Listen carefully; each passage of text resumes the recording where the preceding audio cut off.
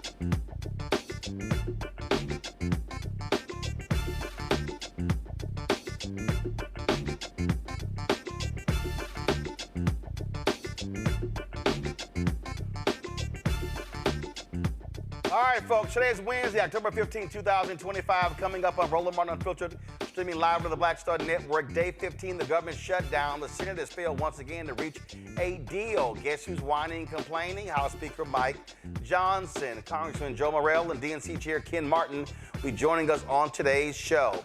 Supreme Court heard oral arguments that could wipe out up to half the Congressional Black Caucus. Folks, the Nation Justice correspondent Elie Mystal will join us.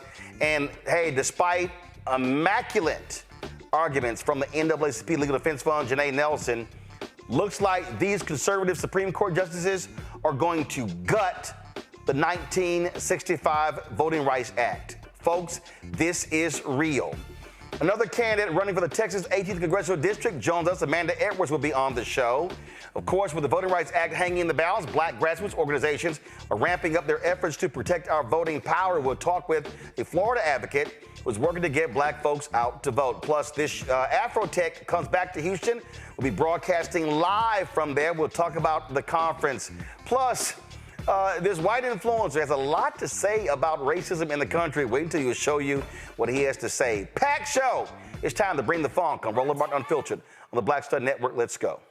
He's got it. Whatever the miss, he's on it. Whatever it is, he's got the scoop, the fact, the find. And when it breaks, he's right on time and it's rolling. Best believe he's knowing. Putting it down from sports to news to politics.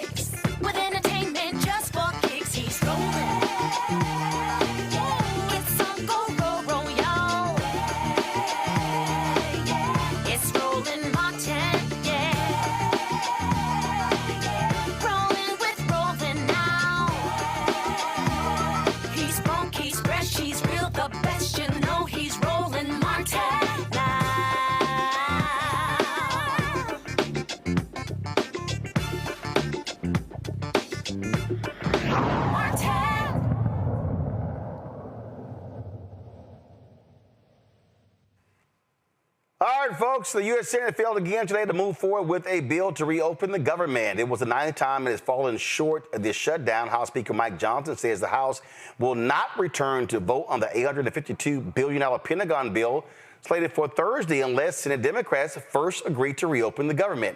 Something tells me it has to do with Jeffrey Epstein as well. New York Representative Joe Morelli joins us right now. Glad to have you on the show, Congressman. I mean, let's just be real. Thank you. Let's just be real. Speaker Mike Johnson is scared to death of the Jeffrey Epstein files. He won't seat the Arizona Democrat who was elected there as well. And so what games is he playing here? This is not about, frankly, the budget where we stand. He is trying to protect Republicans from this very issue and using this government shutdown as cover. Yeah, there's no question. This is a really dark time in Washington. Not only the shutdown, but you're right, all the efforts to stop Adelita Grijalva from taking her seat in Arizona, which has now been several weeks since her election, so the people in that community don't have any representation, and that is to protect the president, apparently, from what's in the Epstein files. They keep saying nothing, but there's obviously something going on. And then you mentioned the Supreme Court oral arguments today that would basically has the potential of decimating what's left of the Voting Rights Act, and the committee that I'm the top Democrat on has oversight on federal elections. So I'm very, very concerned about that. It is, it seems surreal, but it's now becoming the new reality in Trump's Washington. And listen, earlier today, folks, let me know when y'all have the clip ready. The speaker was whining and complaining because a number of Democrats marched down to his office demanding that he seat this duly elected member of Congress. And forgive me if he sounded a bit like a hypocrite. Y'all roll this. Today, if it weren't for the bold leadership of President Trump helping us to protect our military, everyone needs to understand that 1.3 million active duty service members would be missing a paycheck. They'll get their check, thankfully, because President Trump has shown strong leadership. And under his direction, the Department of War has now redirected unspent funds to ensure that our troops are taken care of. And this is while Democrats are playing political games. Last night, they played some games. They stormed my office. Maybe you saw some of the video online that they themselves shared, or someone did. They berated a Capitol Police officer, screamed at him. He was just merely standing his post. Shows again their disdain for law enforcement, as we see all around the country, the Democrats and everyone in that party screaming, assaulting ICE officers. They did it right here in the Capitol last night. A few members of Congress went into the little foyer of my office and tore down a sign that I had up and just engaged in all sorts of political stunts and antics. They've been doing that every day now, and it shows their desperation. It also shows a very strong contrast between the party that is working for the people and trying to keep the government open and do the right thing, and the party that is engaging in all this nonsense. Congressman Morelli did this? Oh, my God, look at this. How dare you Democrats, express the First Amendment and you come down and you are, you're sitting here and you're making these demands and then we listened. Oh, my goodness. We listened to him say how they accosted Capitol Police, and oh my God, how bad this is. I'm sorry, is this not the same speaker that has refused to actually post a plaque that was passed by members of Congress to honor the Capitol Police? Oh, I'm sorry. This is January 6th. So forgive me if it's, oh my goodness, how dare they? This is just so wrong what they're doing when that happened on January 6th. Yeah, this is the height of cynicism, hypocrisy. Look, in truth, the Speaker has sold out the interests of the American people, protecting the Congress as a separate institution. He's really become simply just an employee of Donald Trump. He doesn't do anything without the blessing of the president. And it's so, frankly, just beneath the office. And you know what? We've sworn Republican members of the House in during pro forma sessions when we're not in voting. And the speaker knows that very well, and yet he continues to thwart the will of the people in Arizona who elected Representative-elect Grijalva. It is disgraceful, and to your point, I mean, we have a federal law. It's not just a suggestion. A federal law that a plaque be installed in the Capitol honoring the brave men and women, not only of the Capitol Police Force, but the National Guard and all who responded on January 6, 2021, when President Trump attempted an overthrow of the United States government. And, I know everybody wants to whitewash it on the Republican side, and the president wants to pretend it didn't happen. But where's Mike Johnson there? Where's Mike Johnson in upholding the law and protecting the interests of law enforcement? It's disgraceful, but I've come to expect it because he in the long line of speakers is the first to not demonstrate any independence, not to hold in high regard the institution of Congress, which is the direct will of the people. I mean, we run every other year. The House of Representatives was established by the framers to be the closest voice to the people, and he is doing things that will take decades, if not longer, to repair the institution of the United States Congress. It is a sad and dark day here in Washington. You see them all of a sudden talking about the moving over of resources and things along those lines. This is, though, all about health care. And I find it amazing to listen to Speaker Johnson as well as the twice impeached, criminally convicted felon-in-chief Donald Trump talk about their love of the military when they are also gutting the Department of Veteran Affairs and the health of even veterans. So not just non-veterans in this country, they're screwing everybody when it comes to health care.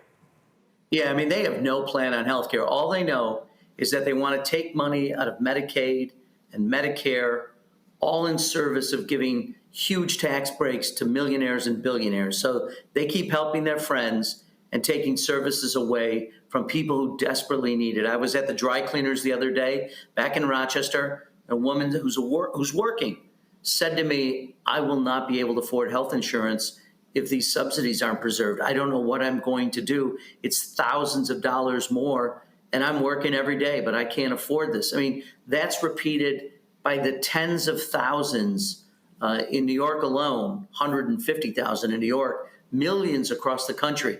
When did we get to a point where the United States government decides to turn its back on people who desperately need essential services, all to give it to billionaires who don't need it and, frankly, have so much money they're not even going to realize the benefits they get? That's how crazy this is. But that's what the Republican Party has become, literally a shill for billionaires and turning its back on American citizens. So much for life, liberty, and the pursuit of happiness. They don't believe any of that. And I was commenting today, you mentioned the Supreme Court decision. Etched into the granite of the Supreme Court building is equal justice under law. Right.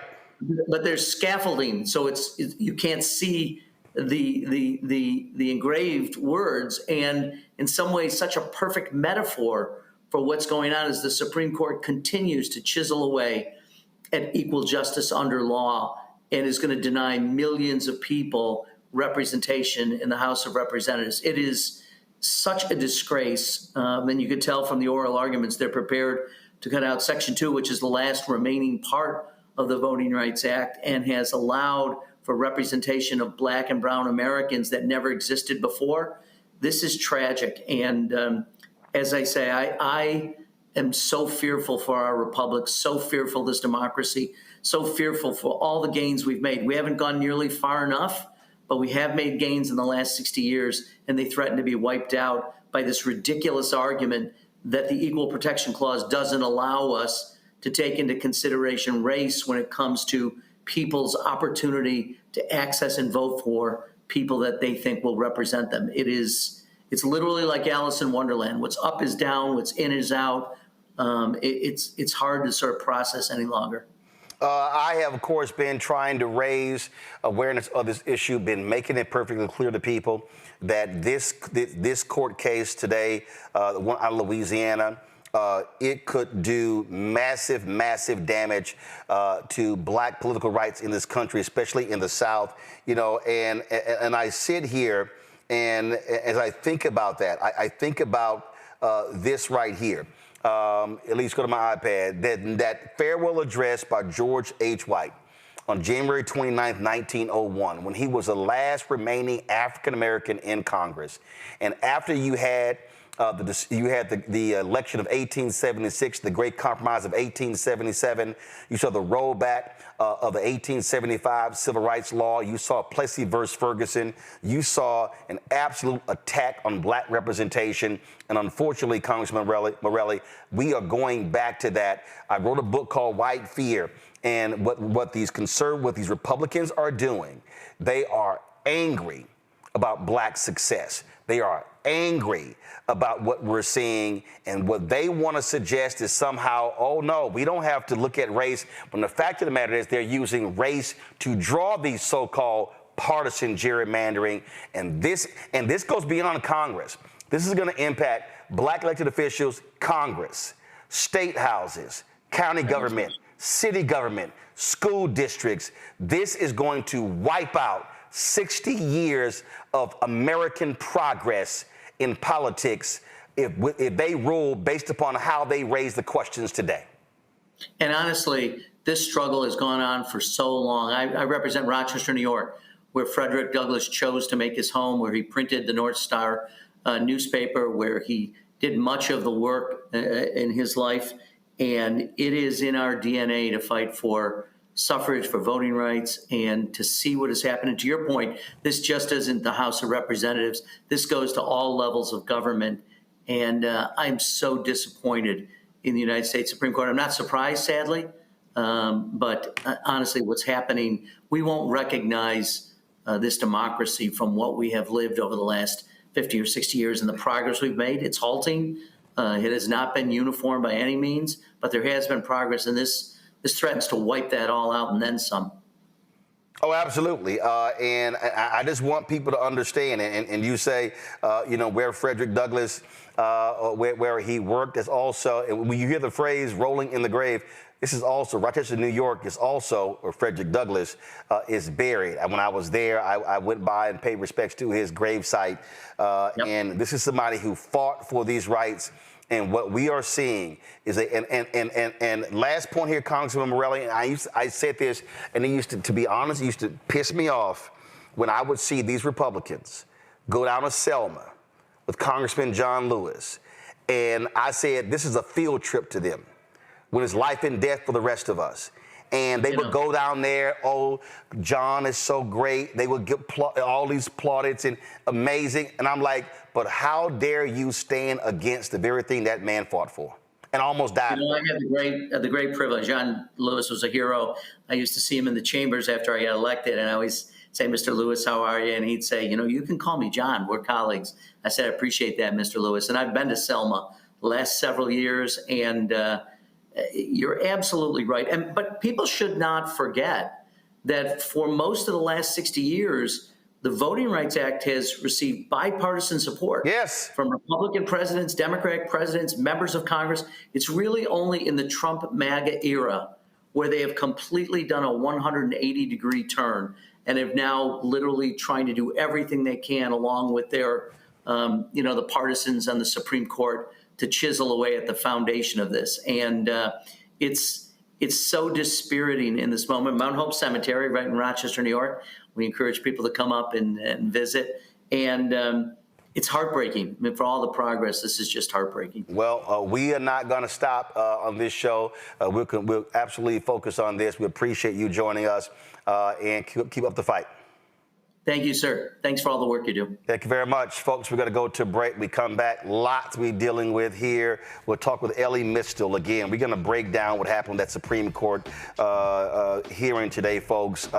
Just devastating what took place. And we come back, we're going to play you some of those oral arguments to set up our conversation with Elie Mystal. That more right here, Roland Martin Unfiltered on the Black Star Network.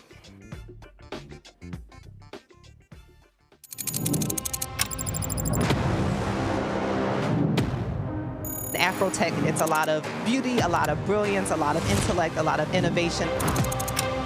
Companies that are most diverse are more profitable. We're getting culture, we're getting community, we're getting the best of the best. Not only are we here to greet each other, but we're here to network and to elevate each other. everybody from all the major tech companies here, and that means that now everybody's in the same domain.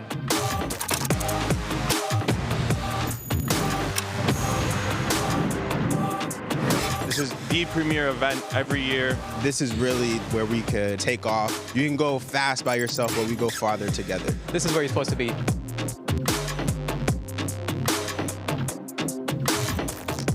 This week on the other side of change. We are talking about the government shutdown and how it's impacting our everyday lives, including our pocketbooks. These motherfuckers are crazy as hell. They are willing to shut down the entire government, to force people to pay more in their health care, to subsidize tax breaks for the wealthiest people. You're watching The Other Side of Change only on the Black Star Network.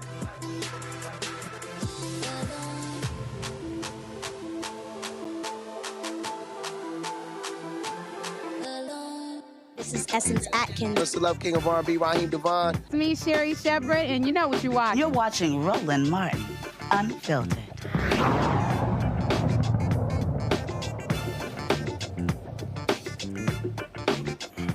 Folks, always some interesting videos I come across on social media, and I saw this video here as a white gentleman talking about the issue that a lot of white folks in this country have, especially on the right. And so I saw it, and I said, you know what? We're going to give it some love because I thought he was absolutely on point with his breakdown. Watch. You non-white people in this country can't seem to wrap your heads around the fact that white people in this country are grieving. And if you don't know what I'm talking about, let me show you the 5 stages of grief that white people in America have been going through since Obama was elected. The first stage is denial. And this happened right when Obama was first elected into office. We can't be racist. We elected a black man to serve as our president, even though I voted for the other guy twice. The second stage is anger. Holy shit! A black guy won again. Oh no. The third stage is bargaining. What do you mean Black Lives Matter? Don't all lives matter? The fourth stage is depression. Stop calling me racist. That's not nice when you call me racist. It hurts my feelings when you call me racist for doing the racist stuff that I do. And the fifth stage brings us to today, where we are right now. Acceptance. And I'm looking at you, Emily Saves the World, you piece of shit, just openly supporting white supremacy. A restaurant opens, is being called out for white supremacy, and that makes you want to go there. You just say the quiet part out loud now. And that's where this country is. If it's not grief that white supremacists are experiencing, what else do you call it? I have lived as a straight white male for 39 years in Los Angeles, and I have never seen so many sad boys in my entire fucking life. And now, we're just saying the quiet parts out loud, aren't we? We are just okay with the way the world is, with these ignorant, stupid fucking white people just putting their racism on display. Let me tell you something as a straight white male. If you are a straight white male in this country and you can't get a girlfriend, you can't get a job, you can't pay your bills, you have nobody to blame but yourself. This fucking country was built for you, you fucking loser. And I don't care what state you live in. I know that you people in Arkansas and Alabama have the worst fucking education system in the entire country. But you know what? People in other countries will literally swim here to get half the opportunity that you, a straight white person in this country, have. They will fucking fight tooth and nail. They will leave their friends, their family, everything that they know behind just to survive. And you have nothing but time to make excuses and feel disenfranchised by trans people in your sports, by fucking minorities taking jobs that you would never even fucking apply to. Grow the fuck up. Grow a pair of fucking balls. I'm not here for your comments if you disagree with me. I don't give a fuck about your engagement. I'm right, you're wrong. Go fuck yourself. Wow. He was to the point. Now, you may say, man, Ro, you actually played that? Because I need y'all to understand something. What we dealing with right here, y'all, I wrote a whole book on this. Did I not? What have I been saying since 2009? That we're living in this stage of white fear. That there are people in this country, there are white people in this country who are scared to death of the browning of America. And all that psycho bullshit after Obama got elected, we're moving to a post-racial America. I hated that crap when I was on CNN. I was like, no, we're not. Who the hell is saying that? Because wasn't no black people saying it. And so you need to understand all these things that you're seeing, this is what it's all about. So for instance, when we were watching, I saw another video, all this stuff with ICE, how they're attacking black people and brown people, slamming folks on the ground or whatever, their mistreatment. You know, some folks are tired of this. And this Caribbean sister from New York City, all I'm saying is she brought the level of energy that all of us actually feels when it comes to these folks. So let me give a shout out to the person who shot this. But I'm telling y'all, this was on point. You can go to jail for that. For what? What's going on here? I didn't touch you. What's going on? What are you guys doing? Somebody please make sure. Yes, he do. She just told he got to come back to court. What's wrong with you guys? Let me just get a paperwork. We're just trying to confirm. So back up, at least give him space. You could do what you do, but just give him space. We're trying to talk to him, but you guys I can't. No, I don't know what you want. Okay, don't worry. What are you guys doing? What's wrong with you guys? I didn't do anything, man. All right, sir, so don't get detained by immigration. Why? Tell him why. You gotta go check that first. Check if everything comes out good, and we'll call you back. First, you like this, I come back. Now go check it out. Bitch, you stupid bitch. That's why y'all are a bunch of fucking criminals. I wish you would. I wish the fuck you would. Yes, the fuck we his family. Y'all a bunch of big pussies. Don't tell me to calm the fuck down. Who the fuck is you? We don't like none of you. You okay? No, how can I be okay? You okay? Are you okay? Are you okay? I look like I'm okay? Don't come up in my face here because I hit hard. Fuck wrong with y'all. Try it. I wish you would. Try it. You try me and see what the fuck happened. Nigga, we angry. All of us angry out here. So don't think it's y'all alone. Get out of here. Who you telling get out of here? Why you telling me get out of here? You asked me a question and I'm answering you. Get out of here. Man. Fuck wrong with you? Oh, stupid ass bitch. That's why you gotta hide your face. You wanna go to jail? You told me my mother can tell you anything. You wanna go to jail? Fuck wrong with you? You wanna hit me? Hit me, bitch. You ain't got me. Nobody's scared of you. You're a pussy ass. Come. I got rings on, bitch. So me and you gonna fight. You a pussy bitch. You a pussy bitch. That's why your kids them don't like you. And your wife is fucking on you. That's why you gotta hide your face. My face ain't hidden, bitch. I'm American, you stupid bitch. Fuck wrong with y'all. You can take me too high. I'm sure in the zone your friends. You know what to do? Tell them, no. You want me? Fuck wrong with y'all. Fuck all of you. Put that on the news. Let Trump see it. I'm so fucking red, bitch. Punk asses, they covering their faces, got the little badges draped on. So Donald Trump has said, y'all can do whatever y'all want. See, remember all the old loudmouth, Simple Simon Negroes who are on YouTube flapping their gums? Isn't it amazing how quiet they are now? Isn't it amazing how, and y'all know their names, y'all know who they are. Isn't it amazing how they ain't got no smoke for ICE? They don't have any smoke for these right-wing Supreme Court justices. They don't have any smoke for these folks, but they love running their mouths about what I'm talking about, what Angela Rye and Native Land Pod talking about other people.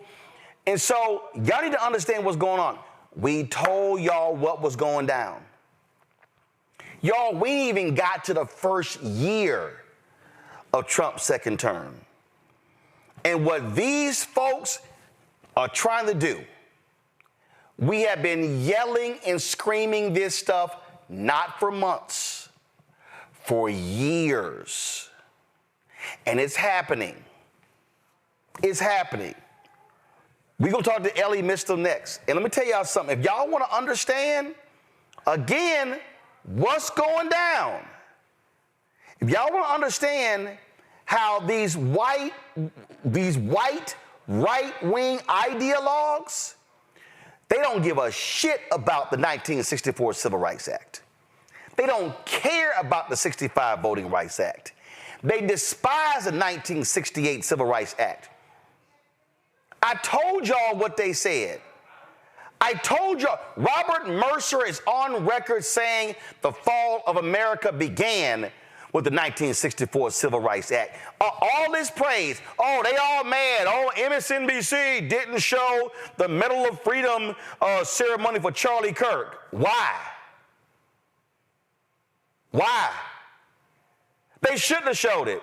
Or CNN, let the right wing show it. Because Charlie Kirk despised the Civil Rights Act. They couldn't stand the Voting Rights Act. Because that's who they are. And y'all, what's about to happen, I'm going to say it again. Everything that black folks fought for during the period of Reconstruction, during the 92 years of Jim Crow, the Black Freedom Movement, some call the Civil Rights Movement, from the day King was assassinated up until present day, they want to wipe all that out. And I'm telling you, what happened today at the Supreme Court was so shameful and despicable, they don't even give a shit what the law says. They were just up there just making shit up. And when confronted with the facts, just make up some more stuff. Listen, here, I'm going to play for you right now what they talked about. This is just a set. Well, it was supposed to only be an hour. It went a lot longer.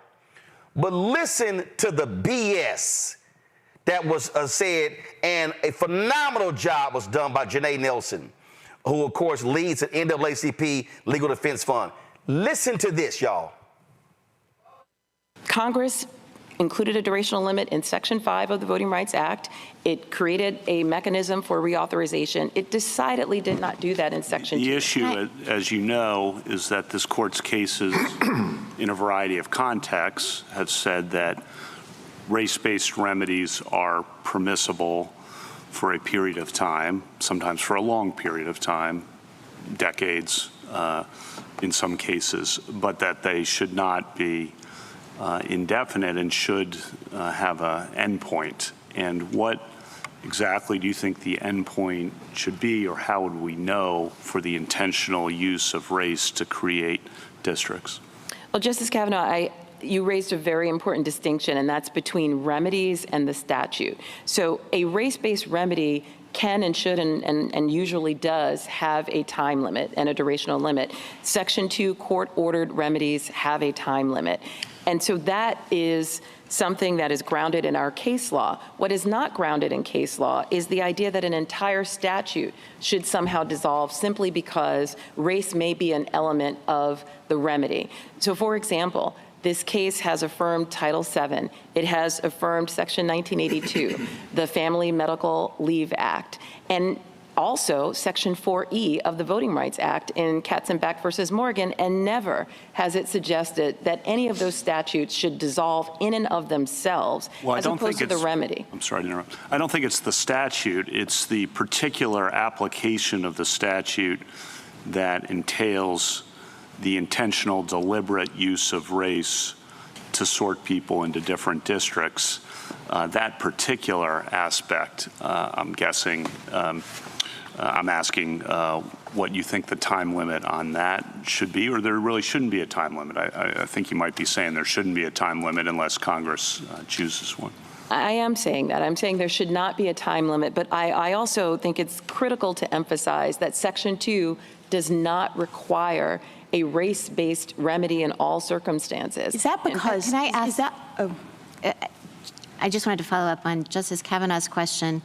What if this is an exercise of Congress's enforcement power? If we're looking at the City of Bernie test and we're saying it has to be congruent and proportional, would that affect, Justice, your answer to Justice Kavanaugh's question, that if it's going above and beyond what the 15th Amendment requires of its own force, but Congress has actually chosen the Voting Rights Act as a remedy, does that affect the question of whether it can go on indefinitely or not, that at some point it becomes not congruent and proportional? No, I don't think it does. First, Bernie should not apply to Section 2. Just assuming that my question is Sure. Assuming that it does, as you know, in Bernie, this court held up the Voting Rights Act as the paradigmatic example of congruence and proportionality.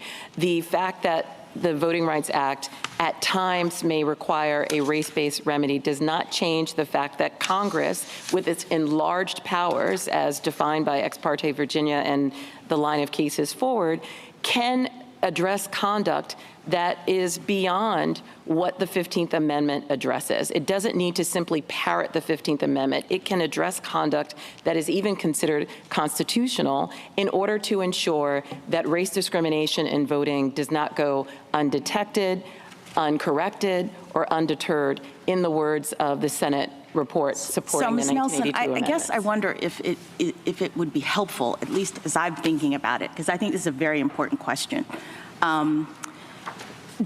To understand, I think, that you're saying that Section 2 is not a remedy in and of itself.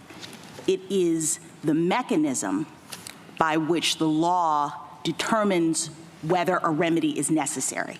That's absolutely correct. So it's a law that is just encouraging or requiring a check-in. It's like a tool. It's like a tape measure that we're looking as to whether or not certain circumstances exist, and those circumstances that Congress is worried about is unequal access to electoral opportunity. And Section 2 tells you we have to look for those circumstances, and then the court says, yep, they exist in this situation under Section 2, and so now a remedy is required. And in our case law, we then say, okay, state, it's up to you to figure out what that remedy will be, and maybe that remedy involves race consciousness, maybe it doesn't, whatever. But Section 2 itself is just the measure by which we determine that a remedy is required. That's absolutely correct. And so that's why it doesn't need a time limit, because it's not doing any work other than just pointing us to the direction of where we might need to do something. That's right. And its usage becomes less and less as we see racially polarized voting and residential segregation decreasing. The Katz amicus brief in this case shows that in the past decade, Section 2 cases have decreased by 50%. Because the plaintiffs can't make the showing. I mean, it's a pretty significant showing to establish that unequal opportunity of electoral processes is happening in a situation. That's correct. Jingles is an exacting test. It is data obsessive. It brings in experts and many other forms of evidence to establish a racial violation. There are many cases where the plaintiffs fail in bringing the Jingles 1 precondition or Jingles 2 or Jingles 3 before they even get to the totality of So if we're talking about a circumstances. time limit, you would say maybe it's with respect to the remedy that is used to respond to the problem that we've identified under Section 2. But the Section 2 tape measure itself doesn't need a life cycle. It's just, no. Yeah. That's correct. I mean, the 15th Amendment is permanently enshrined in our Constitution, and Section 2 is there to effectuate that prohibition of race discrimination on voting and does not require a time limit. Thank you. With the time I have remaining, I'd like to mention that there are many proposals on the table that have been presented by my colleagues on the other side, and a number of them resurrect the intent standard that this court was very clear about, and Congress was extraordinarily clear about, knowing that results is key to ensuring that we do not continue to have rampant racial discrimination in voting. And the absence of it, or the declining ability to show a Section 2 case is because of the success of Section 2 over the past 4 decades. And we would be reckless if we determine that Section 2 somehow is no longer needed simply because it has been so successful in rooting out racial discrimination in voting. There's also, as I mentioned at the outset, a very easy and elegant solution to this case. If SB 8 is not satisfactory, if the court believes, as the Calais panel did, that the state violated the Constitution in constructing SB 8, it should remand All right, folks, joining us right now is Elie Mystal. He is the justice correspondent for The Nation. Elie, no need to ask some questions. Take it away. Tell us what the hell happened today. All right, let me just first break down what y'all just listened to, right?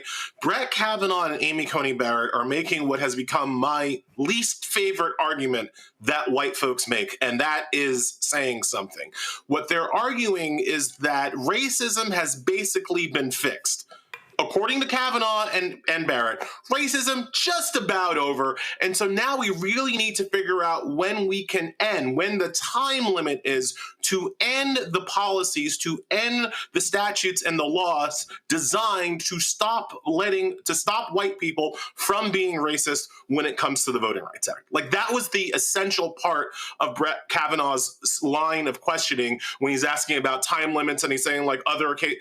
And what Nelson was saying, what the NAACP lawyer was saying, is that, Brett, you don't read the law, because there's nothing in the actual law that says, hey, the Voting Rights Act goes away once white people figure out their business, right? The Voting Rights Act goes away, just disappears into the ether when white people feel like we don't need it anymore. That's not what the law says. Congress could write the law to say that, but they didn't. So there's no opportunity, or there shouldn't be an opportunity, for Kavanaugh to just say, well, we have solved this issue, so racism is no longer a thing, right? And so that's really what that interaction was about that you guys just heard. And at the end, with Ketanji Brown Jackson coming in, what she's trying to say is that the Voting Rights Act simply says that white folks can't be racist when it comes to voting rights, right? Like, in its bare, simple forms. How white folks want to address their own racism is something up for debate. Now, the common way of doing it, when you have a map like Louisiana's map that is racist towards black folks, the common way of dealing with that is to make a map that is more inclusive. Obviously, when you're making a map that's more inclusive on race, you're gonna look at the races of the people in the districts that you're drawing. Louisiana has 6 congressional districts. Their original map, 5 of them were majority white, only 1 of them was majority black. Thing is, Louisiana is only 56% white. It's 30% black, right? Now, I am no mathlete, but I'm pretty sure that you got a state that's 30% black should probably have congressional districts that are 33% or so black, and that's what they're trying to do. That's this fight over the second majority-minority district. What Ketanji Brown Jackson is saying is, yeah, we can draw a second majority-minority district that's one way to solve white people's racism, but there are other ways. And so one of the questions I would have liked Kavanaugh to be forced to answer, or like Barrett to be forced to answer, is that if you don't want to draw a second majority-minority district, how would you like to solve white people's racism, Brett? Because ignoring it, because acting like it doesn't exist, doesn't seem like the right answer. So if they don't want a majority-minority district, pick something else. But of course, the conservatives on the Supreme Court, they like the racism. They want to allow Louisiana to keep doing its racism. And so the argument was not about what other thing we can do. The argument was whether or not we can rule this part of the Voting Rights Act unconstitutional. And that's probably what's going to happen. And so then just to now broaden it out here to what the actual stakes are, you know, even when in the clip that you were playing was from C-SPAN, that's what I was listening to today as well. You see the racist framing of the argument. They're saying Janae Nelson arguing for a second minority district, right? That's one way of putting it. Another way of putting it is that Janae Nelson was arguing against white people being able to overrepresent themselves in Congress, right? Again, second majority-minority district, that's one solution. But the key problem is that Louisiana is 56% white and controls 83% of the congressional seats. That's the problem.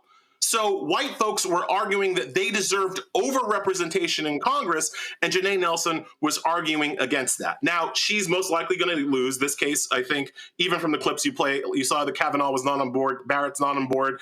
You didn't play anything from Alito or Roberts, but they're also not on, you know, this is going to be a 6-3 case. When that happens, one thing will immediately happen. Louisiana, which currently, because the court forced them to have a map with 4 white districts and 2 black districts, that immediately goes back to 5-1.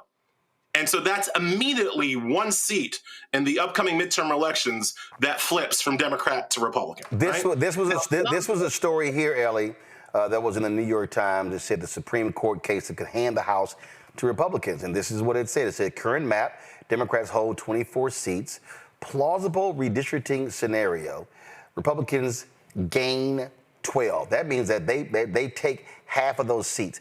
I've seen others that say they could snatch 19, 20. And those are black people. So we're talking about right now, if you add in the 18th Congressional District in Houston, which is vacant because of the death of Congressman Sylvester Turner, there are 62 members of the CBC. We're talking about, I've seen some estimates that say half of the CBC could get wiped out. So we're talking about as many as 30 seats, and the Republicans will draw this. Well, you look at this map right here, go back. So you see right here, Benny Thompson, this is Mississippi right here. They gonna draw this sucker to say, we gonna wipe out his seat. They could wipe out the seat in Louisiana. You look at the 2 seats in Alabama, Terry Sewell and Shamari Figures. They can say, damn that, we gonna wipe those 2 under the guise of political gerrymandering.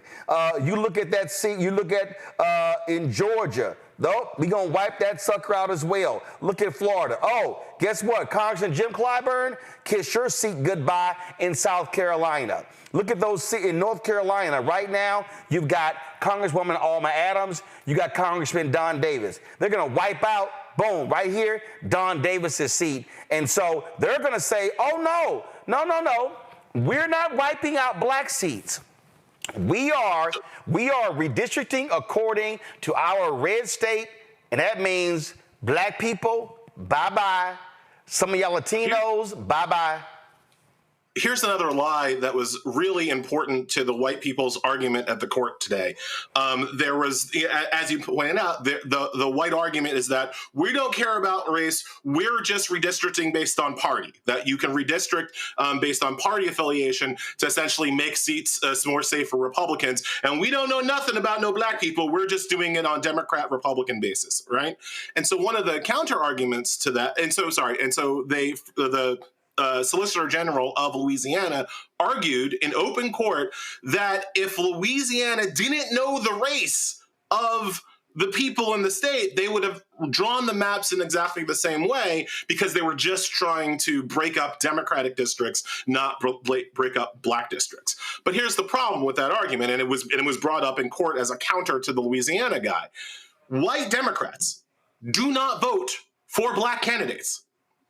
They just don't. They don't in Louisiana. They don't across the South. So even if you take a district and you fill it with Democrats of mixed race, if that district is not majority black, it is unlikely that a black candidate will actually be able to win that district, even if it's a majority Democratic district, right? So it's unless it's a majority minority district, it is much more difficult for a black person to win that district because white Democrats, as Martin Luther King might have pointed out, are not willing to vote for black candidates, even when those black candidates are Democrats and it's a Democratic district. So you kind of can't do what Louisiana wants to do unless you are, quite frankly, just looking at the race of the people in your state. And that was the other kind of big ticket lie that was just driven through the Supreme Court arguments today. This idea that Louisiana is acting in some kind of colorblind way doesn't pass its first test with reality. So what the Supreme Court was essentially saying is that white folks can look at race when they are trying to be racist to black people. But black folks are not allowed to look at race when they are trying to counteract the racism of the white districts. And again, as you are pointing out with your maps, this has huge political implications for even the upcoming midterms. You brought out the thing with 12. I've also seen the analysts that say 19. Of the 62 members in the CBC, I think only 17 are protected in majority minority districts. So you say that you can't have essentially majority minority districts anymore, which is one possible outcome of this case.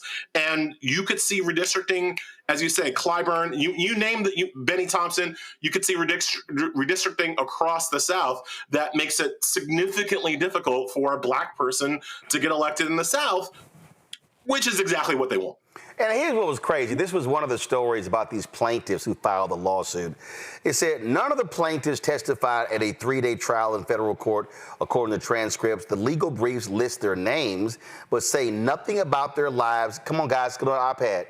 Nothing about their lives or the reasons each chose to participate in the case, aside from assertions that each, quote, suffered unlawful intentional discrimination based on race. We call bullshit, Elie. Bottom line is, all these conservatives did was went and found them some white people to put their name on a lawsuit because the whole goal was we want to get rid of these Black congressional seats and put in more white Republicans.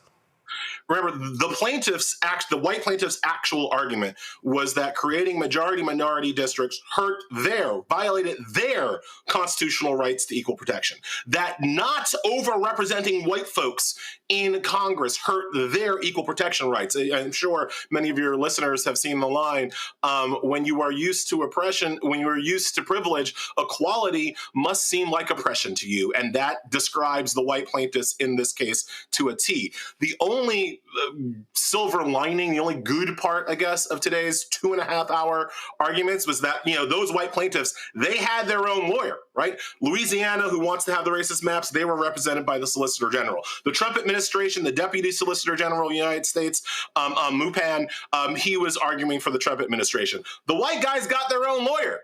Some Harvard grad from Kansas City. And boy, I believe the scientific term, Roland, is that he got dog walked by the liberal justices. And it was 15 minutes, and it was kind of awesome because usually especially when the liberal women are like really going in on a man, usually one of the white guys on the Supreme Court, they kind of throw their brother a rope, right? Throw him a lifeline. Man, even the white justices on that one just shut up, just didn't say nothing, just let that guy get got by the liberal women for 15 entire minutes. It was the best part of the hearing.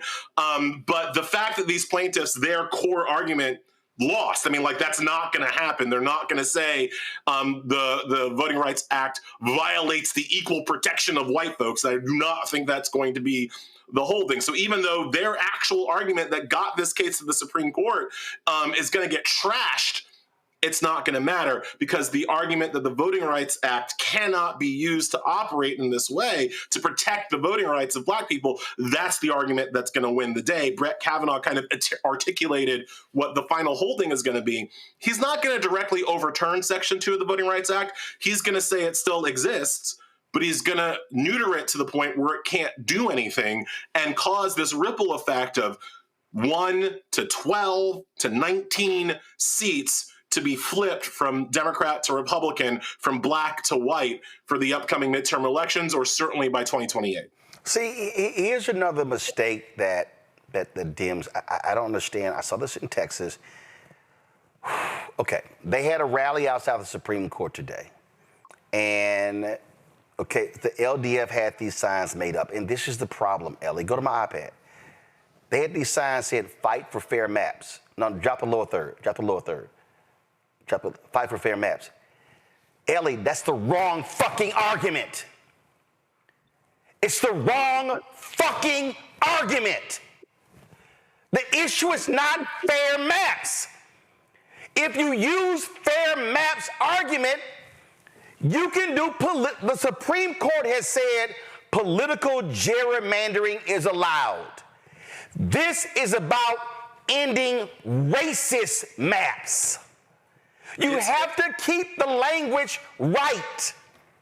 It's about ending racist maps. And again, it's about stopping white folks from over-representing themselves. One of the things, and you and I have talked about this before, but one of the real mental issues that I've found with many white folks in this nation is that they think they own the place.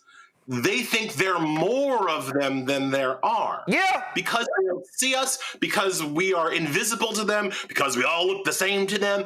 They walk around like this country is like 90% white. And when they see on TV, when they see Congress, which is, I think, like 80% white, when they see the Senate, which is, 90% white, they think that that is representative, and they see the Supreme Court that's, 92% white, they think that that is representative of how many white people are in this country. And it's just not. They are in a bare, slim majority, a majority that they are losing every day. That's one of the reasons why we have Trump in the first place, because they're scared about losing that majority. But again, in a state like Louisiana, it's only 56% white. It's only 56% white.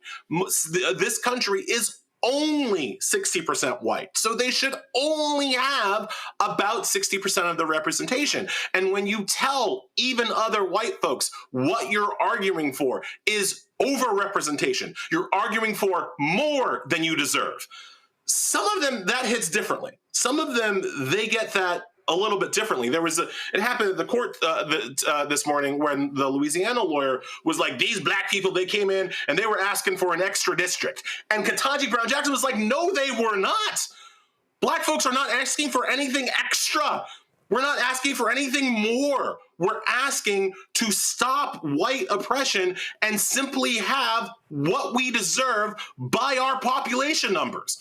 We're asking to be treated like 5/5 of a person instead of 3/5 of a person. Not more, not 7/5 like the white folks want. We just want what we already should have been given, which is the right to one person, one vote. It's white folks that want more than that. But our messaging, as you're pointing out, Roland, it's never that. It's never focused on the white need to overrepresent themselves. It's always focused on these more gentler phrases like fairness or justice or equity. And like, no, that's not even what people are asking for. I'm not asking for equal representation with white folks. I just want the same. Yep. Right? Equal, right? I just want the same as what white folks have gotten in this country since 1776. Well, here's the reality. I refuse to believe that that's too much to ask. I've said this numerous times before, Elie, and I'm going to say it again. And this is what speaks volumes to me. And I've played this clip numerous times. This was a Robert De Niro directed movie. It's called The Good Shepherd. This scene right here, this sums up 100% what you just said about what these white folks want. Listen. What do you want to talk to me about? The government's about to deport you for certain activities. I'm in this country since I'm 2 months old. Does that make me Italian? I'm American. And they're trying to send me back? I could have the deportation order reviewed. Have you classified as highly sensitive for national security? I could take the government off your back if you can help us. Usually the guys that scare me. You're the people that make big wars. No, we make sure the wars are small ones, Mr. Palm. Let me ask you something. We Italians, we got our families and we got the church. The Irish, they have the homeland. The Jews, their tradition. Even the niggers, they got their music. What about you people, Mr. Carlson? What do you have? The United States of America. The rest of you are just visiting.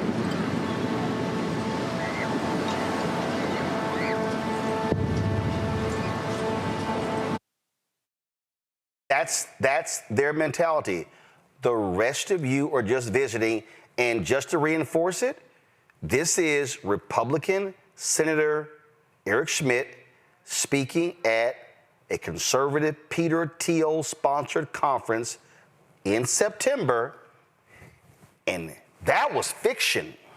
This is real life. The Continental Army soldiers dying of frostbite at Valley Forge. The Pilgrims struggling to survive in the hard winter soil of Plymouth. The pioneers striking out from Missouri for the wild and dangerous frontier. The outnumbered Kentucky settlers repelling wave after wave of Indian war band attacks from beyond the stockade walls. All of them will be astonished to hear that they were only fighting for a proposition. They believed they were fighting for a nation, a homeland for themselves and their descendants. They fought, they bled, they struggled, they died for us. They built this country for us. America, in all its glory, is their gift to us, handed down across the generations. It belongs to us. It's our birthright. It's our heritage, our destiny. If America is everything and everyone, then it is nothing and no one at all.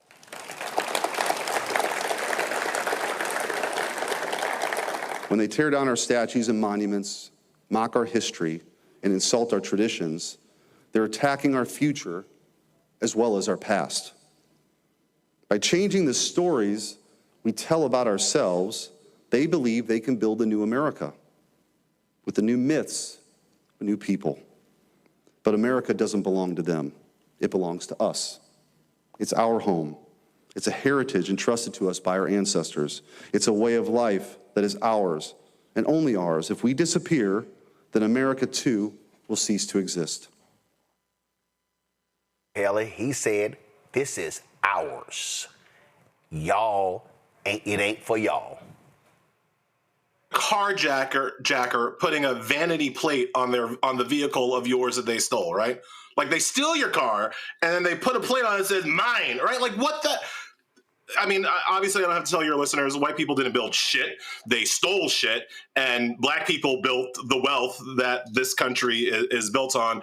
I can trace my heritage back all the way to a man who fled the plantation behind Sherman's army as he was walking through Mississippi. Now, obviously, since he was there, my ancestor went back farther than that, but the white folks didn't keep great records of for exactly when he came here, but I can trace it at least to that point. And I bet you that my people have been here longer than Eric Schmidt. And there we go. Elie Mystal, I wish we had better news for our folks, but the other thing is we told people this was going to happen. We told them this was going to happen. And this is where we are. And these Republicans and Supreme Court took forever deciding previous cases. Oh, they are not going to take much time at all deciding this one because they want to give Republicans as much time as possible to redraw these maps for 2026. 100%. Thank you so much for having me. Elie, thanks a lot. Appreciate it, folks. We come back. We're going to... A woman running for the 18th congressional seat in Houston. Guess what? That's one of those seats Republicans have already wiped out. We'll talk with candidate Amanda Edwards next right here, Roland Martin Unfiltered on the Black Star Network. Y'all support the work that we do. Ain't nobody else having the conversation we're having. Your support is critical for us to continue to do so. If you want to support us via, to join our Bring the Funk fan club, support us via Cash App. Use the Stripe QR code. You see it right here. Bottom left-hand corner, Cash App, credit cards. PayPal is R Martin Unfiltered. Venmo's RM Unfiltered. Zelle, Roland at RolandSMartin.com. Roland at RolandMartinUnfiltered.com. Download the check some money order. Make it payable to Roland Martin Unfiltered. P.O. Box 57196, Washington, D.C. 2003 7-0196. Back in a moment.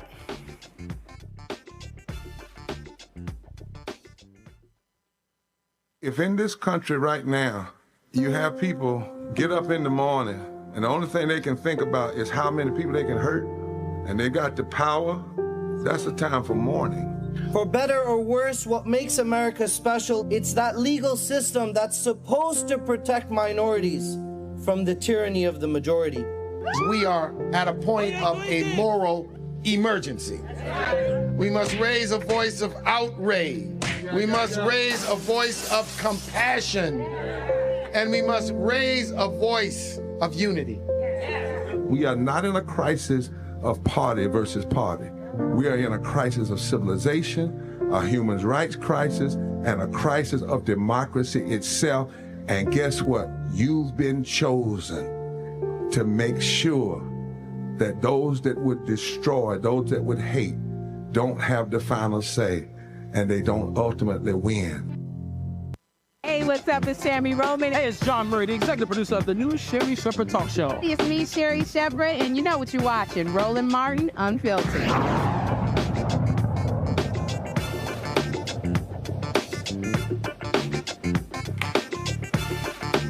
Folks, there are a number of candidates running for the 18th congressional seat in Houston. That is to replace the late Congressman Sylvester Turner, who replaced the late Congresswoman Sheila Jackson Lee. One of those folks, former Houston City Councilwoman Amanda Edwards, she ran for the seat against Sheila Jackson Lee when she lost in the last election. She's trying to win the seat now. She joins us right now. Amanda, glad to have you back on the show.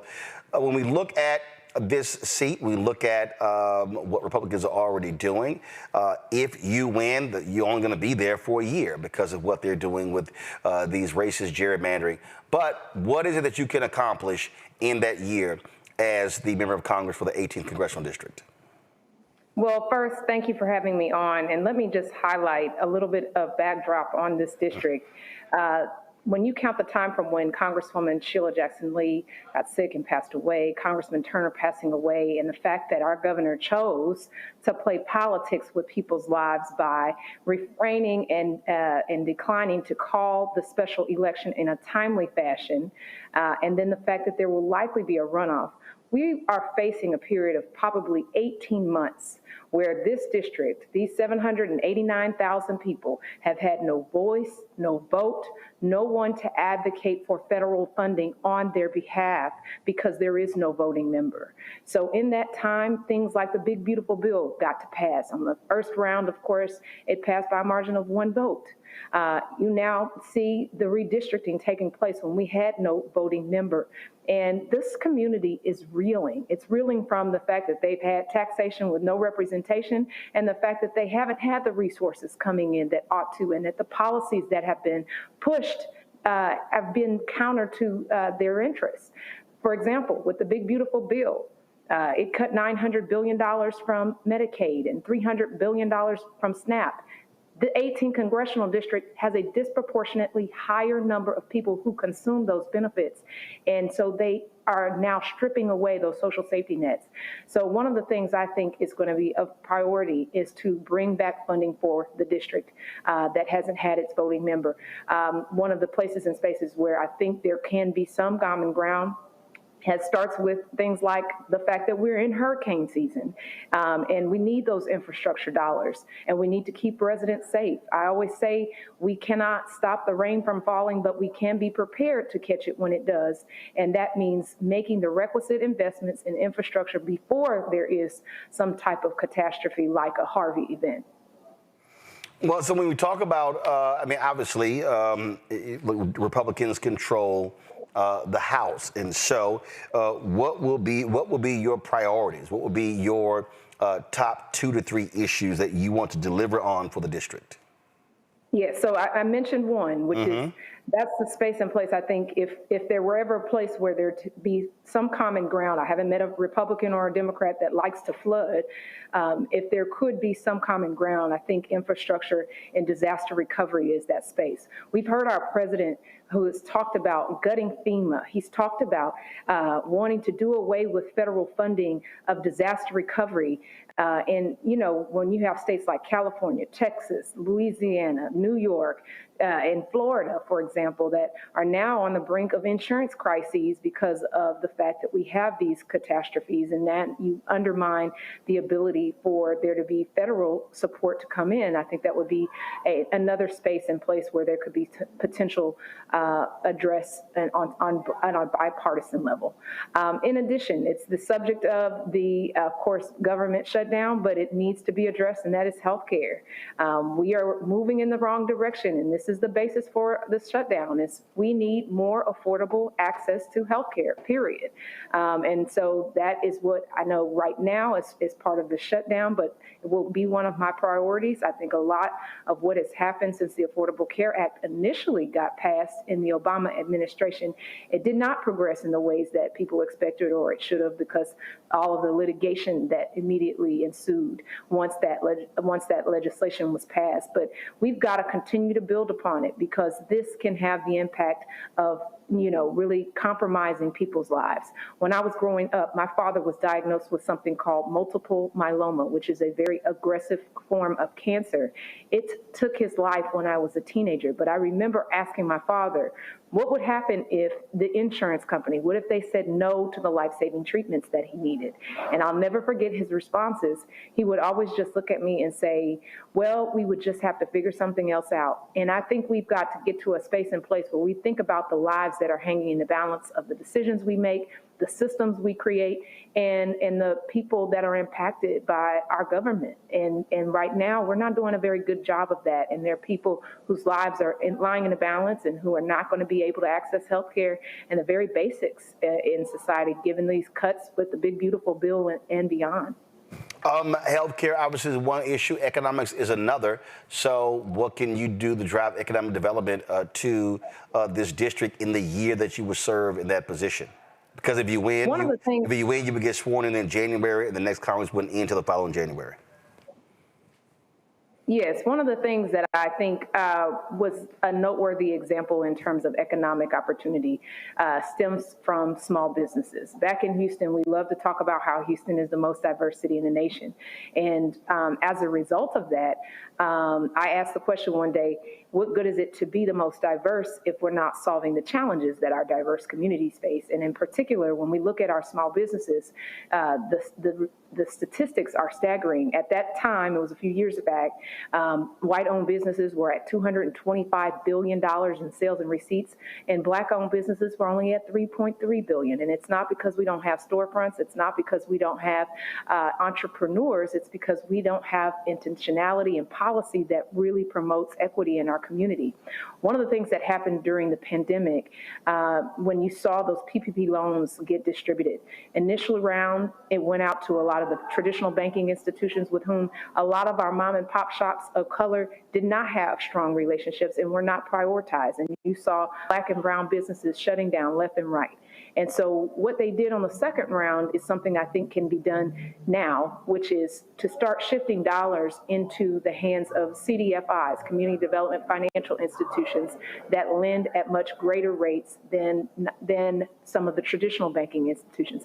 I think we can start making an effort to do that to help support push for equity. I know this is a dangerous word in the Trump era, but it should not be. And ultimately, we've got to create a community where people have the opportunity to thrive and create jobs for their community and support their families.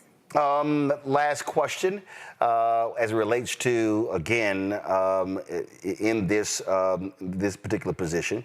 And I tell people all the time, the member of Congress, yes, you're operating on a national level, but you're also working on a constituent level.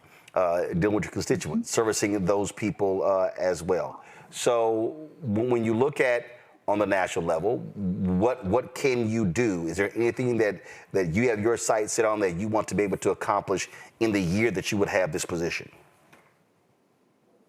Absolutely. I mentioned to you that there is an insurance crisis brewing. In concert with the disasters that take place, people can't get policies. You saw what was happening in California when people's houses were burning to the ground and they are getting dropped from their insurance. In Texas, the same thing is happening. People can't get insurance coverage. And so we're seeing that happen across some of the major economic engines in our country. I think there is a room and opportunity for real legislation to create a federal solution to that, because of the fact that we otherwise, as we've done with national flood insurance. And I think that's going to be something that can assist people across a much broader spectrum and potentially get some traction within the first year. All right, then. Amanda Edwards, good luck. And the election is set for the first Tuesday in November. Thank you. And just wanted to tell people, make sure they go vote early. October the 20th through Halloween is the early voting time frame.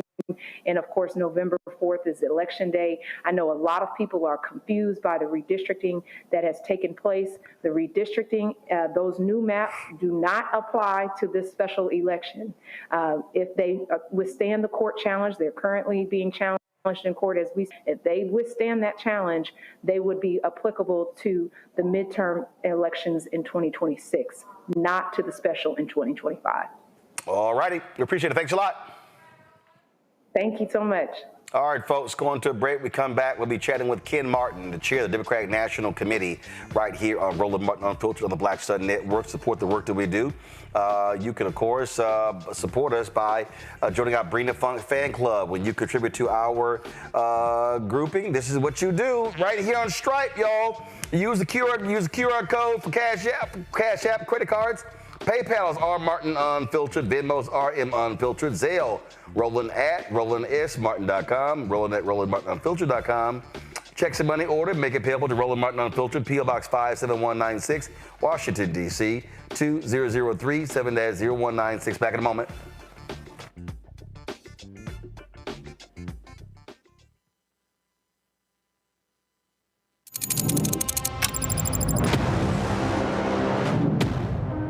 Afrotech, it's a lot of beauty, a lot of brilliance, a lot of intellect, a lot of innovation. Companies that are most diverse are more profitable. We're getting culture, we're getting community, we're getting the best of the best. Not only are we here to greet each other, but we're here to network and to elevate each other. Everybody from all the major tech companies here, and that means that now everybody's in the same domain.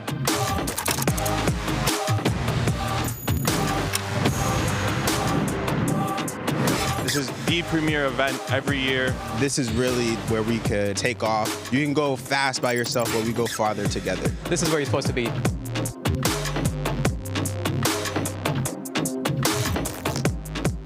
Said the quiet part out loud. Black votes are a threat, so they erased them. After the Supreme Court gutted the Voting Rights Act in 2013, Republican legislatures moved fast. New voter ID laws, polling place shutdowns, purges of black voters from the rolls. Trump's Justice Department didn't stop it, they joined in. In 2018, his DOJ backed Ohio's voter purge system, a scheme that disproportionately erased black voters. Their goal, erase black votes and political power. Yeah, that happened. These are the kinds of stories that we cover every day on Roland Martin Unfiltered. Subscribe on YouTube and download the Black Star Network app. Support fact-based independent journalism that centers African Americans and the issues that matter to our community.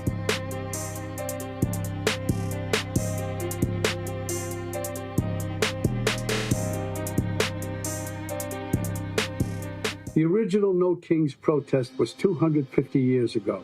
Americans decided they didn't want to live under the rule of King George III. They declared their independence and fought a bloody war for democracy. We've had 2.5 centuries of democracy since then, often challenging, sometimes messy, always essential.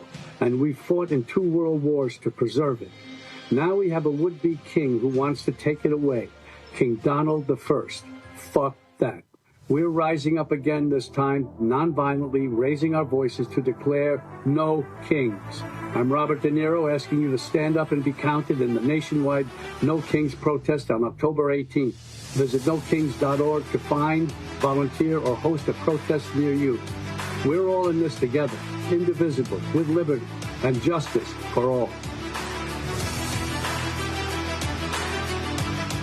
Next on the Black Table with me, Greg Carr. Why the America we live in today is not what the founders intended or what they outlined in the Declaration of Independence and even the Constitution. Professor and author Kermit Roosevelt will join us to talk about his book, The Nation That Never Was. How history was misinterpreted, the intent and realities of America's beginnings, and missed a much better story in the process. So if you have to pick some group to marginalize, I think it should be the people who are against equality. That's next on The Black Table, right here on the Black Star Network. Michael McMillan, President and CEO of the Urban League of Metropolitan St. Louis, and you are watching Roland Martin Unfiltered.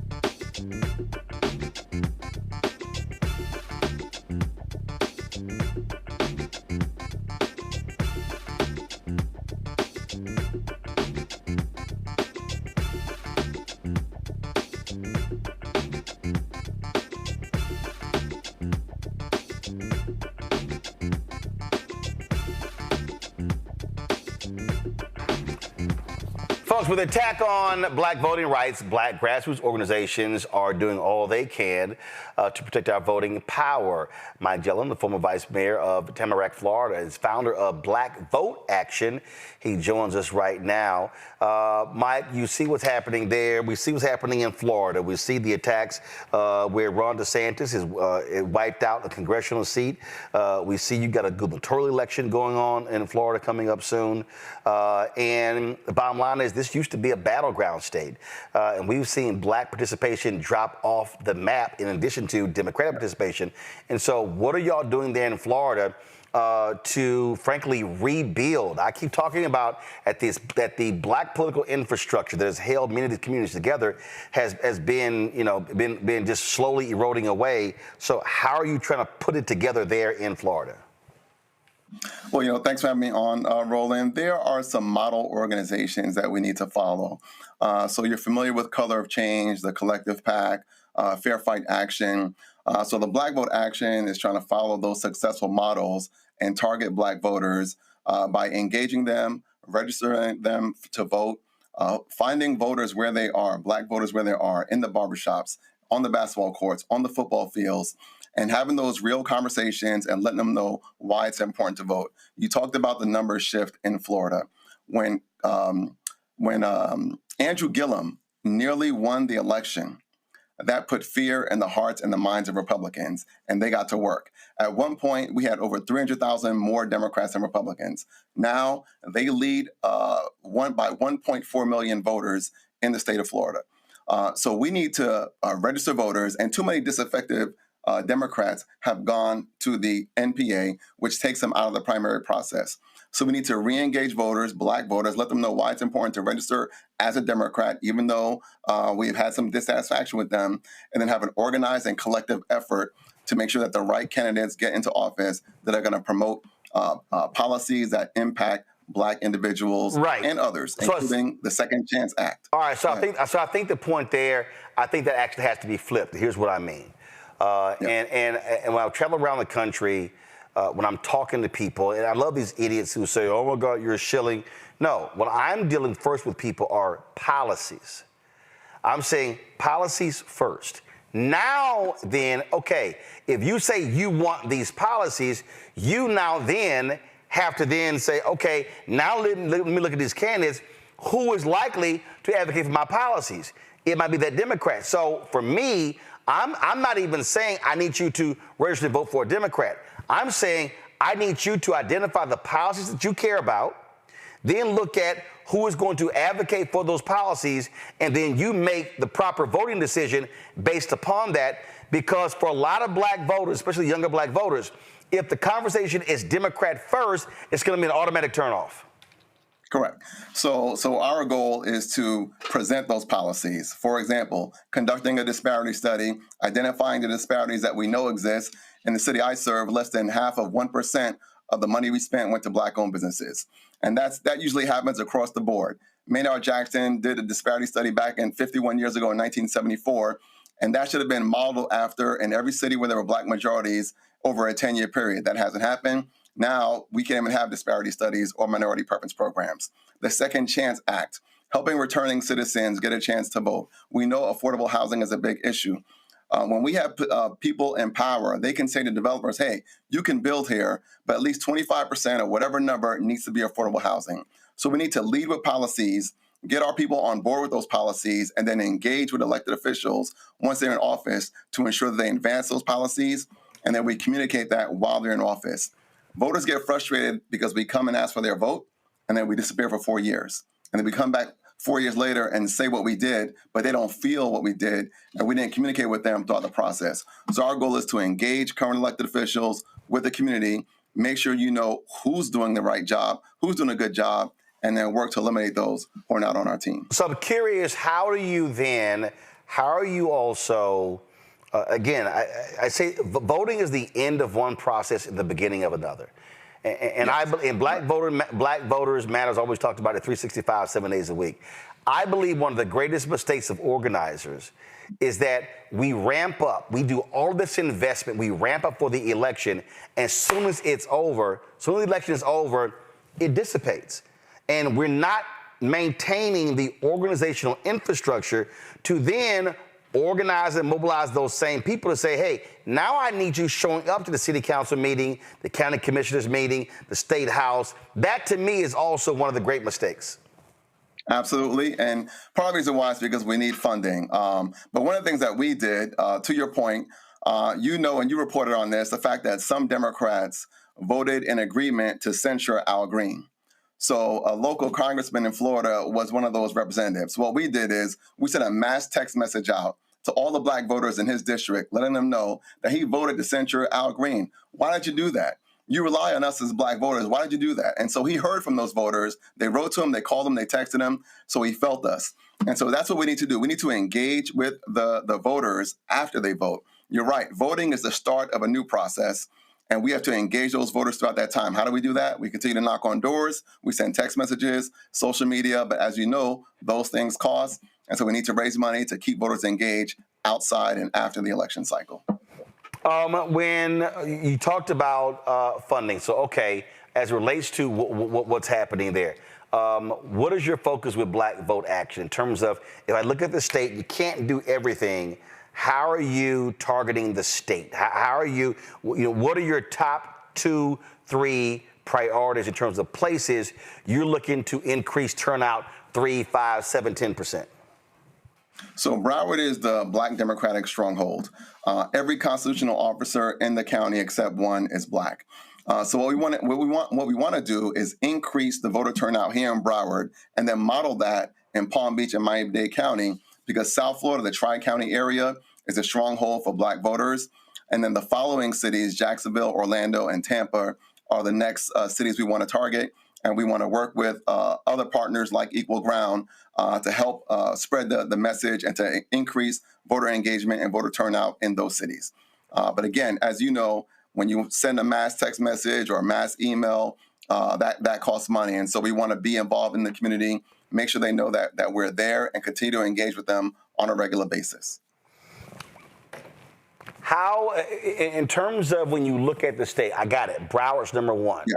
What are the other 2 to 3, 4 we should be paying attention to, counties in Florida where Black folks can make a huge difference?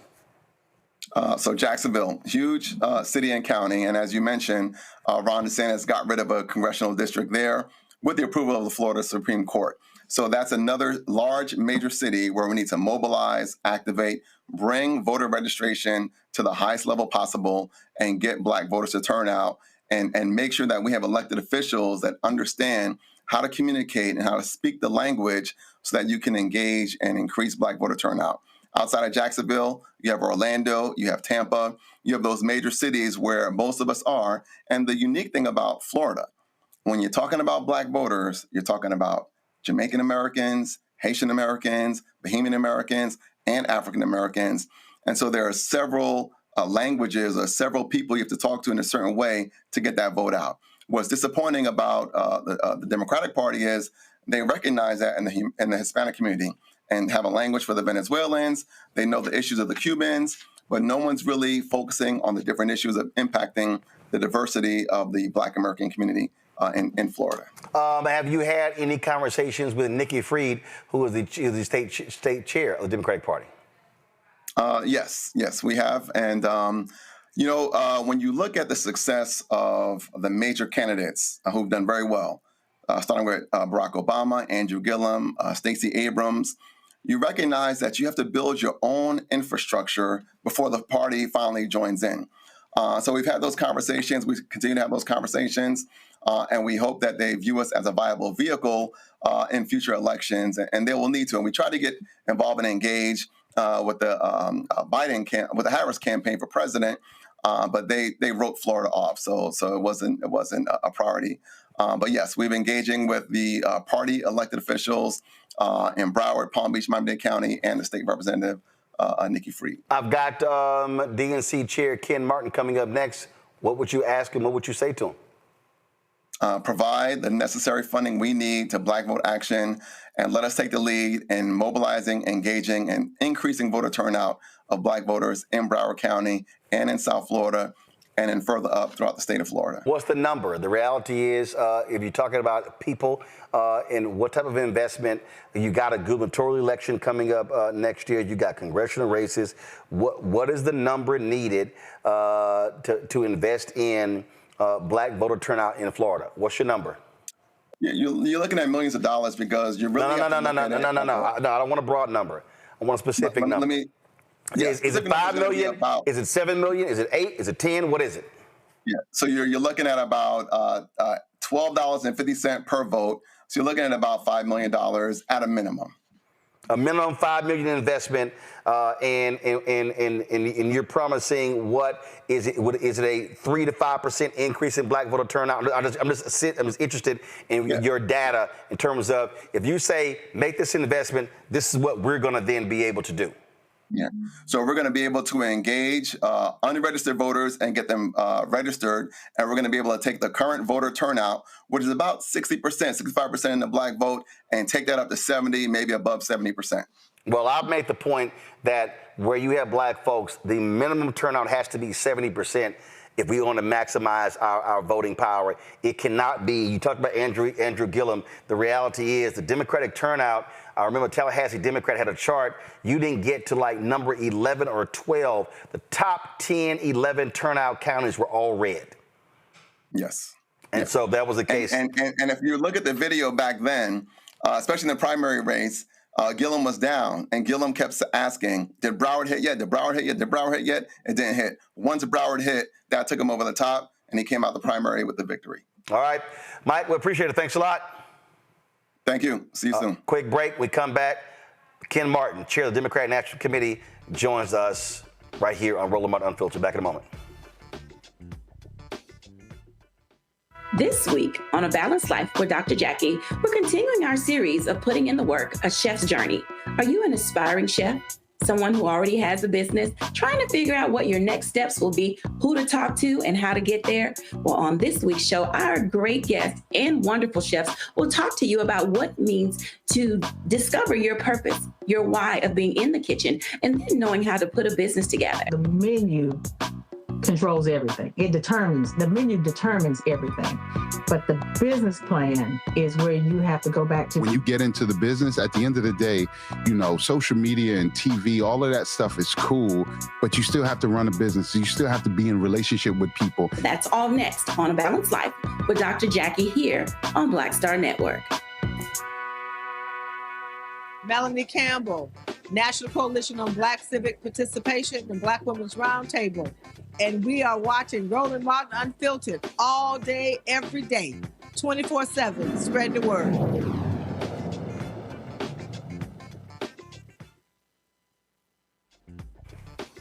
Folks, the Democratic response to this shutdown has, as I said before, given them their sea legs. When you look at how they've been responding. In fact, today I sent Congressman Hakeem Jeffries a text message because they had a news conference today. We actually live streamed it here on Roland Martin Unfiltered. We were on the caps. They were on the outside steps. They actually had someone talk who was an impacted person talking about the cutbacks on health care. And I have been saying this for the longest. I've been yelling this since Trump was inaugurated. Bishop William Barber always talks about this. You need to have impacted people as the face of public policy as opposed to political folks. So the question is, how is the DNC driving this issue of the shutdown in 50 states across the country and not just in D.C.? Ken Martin is chair of the Democratic National Committee. He joins us right now. Ken, glad to have you here. Here's a perfect example. And this is what I said months ago when Leader Jeffries and some other Democrats were holding an event in New Orleans. And I said, I don't understand why they have 5 Democrats in New Orleans. I get it. I said, but I would have actually sent a member to each district office of Mike Johnson, and I would have had simultaneous news conferences outside of those district offices. That way I can get local media, I will get state media, I'll be impacting national media. So what is your strategy in these states, in these counties, in these places where people are impacted to tell the story of the shutdown, how it's going to negatively impact regular, ordinary folk?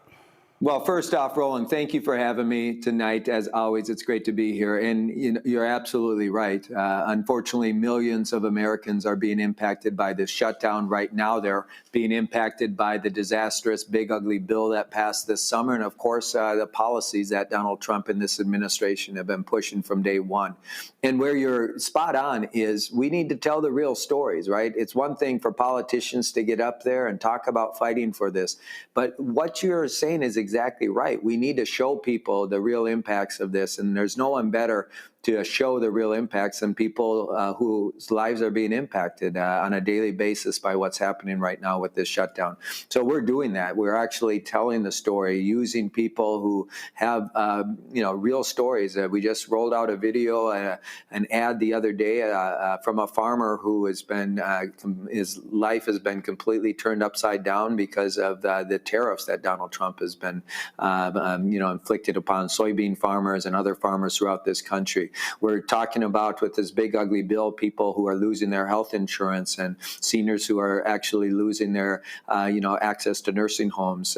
We're talking right now in this shutdown about people who are already we're using people who are, already seeing and getting their healthcare premium notices and seeing double, triple, digit increases in their monthly premiums. And so there's no one better to tell that story than people who are being impacted. And I've said this before on this show, but one of my favorite quotes is from Congresswoman Ayanna Pressley, who said, "Those closest to pain should be closest to power." And that means that not just making sure that we have people who are being impacted sharing their stories, but we need more people who actually have real lived experiences and real struggles who actually serve in office. That's part of the challenge, right? So many people who serve in elected office right now have never really had to struggle. The reality is for us to break through at this moment, it's not just about standing up and fighting, but it's actually leading from behind. You don't always need to be the person at the microphone. Give someone else the microphone so they can tell their story. You talked about that farmer ad. Where is that at? It's all over the place. I mean, you can look at it on our YouTube channel. We have it around on all of our social media. Is this it right here? I'm just trying to understand. Is this it? I see a 5.5 minute one. I see a 30-second one. Is this it? Can you see it? Is that it? Yes. Okay. I believe that's it. Okay, got it. All right. So I was looking on your Twitter feed, looking for that. But here's one of the things that I said, and trust me, I get why some politicians might disagree. This is the issue that I have. You got a lot of these farmers who don't vote Democrat, and they want Democrats now to save their asses, but they don't reward Democrats when they get their asses saved. Look at the Teamsters. Biden Harris saved their asses when it came to the pension funds, and Sean O'Brien turns right around and screwed Democrats. And so I've heard, I had John Boyd on here, and my whole deal is, okay, so these farmers want Democrats to save their butts, but are you going to stand with the folks who do, or are you going to keep voting for Republican? How do you break through to that? How do you, and how targeted are you saying, hey, remember, who the one saved your pension? Who saved your farms? They didn't. That's right.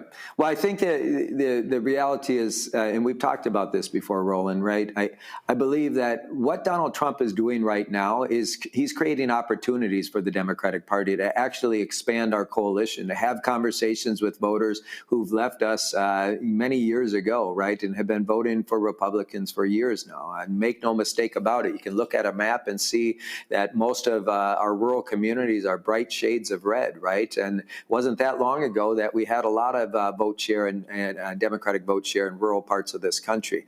The reality is, though, is he's creating opportunities for us to have the conversation, and we need to have the conversation. It's not just about delivering and helping them. It's actually about developing relationships with voters.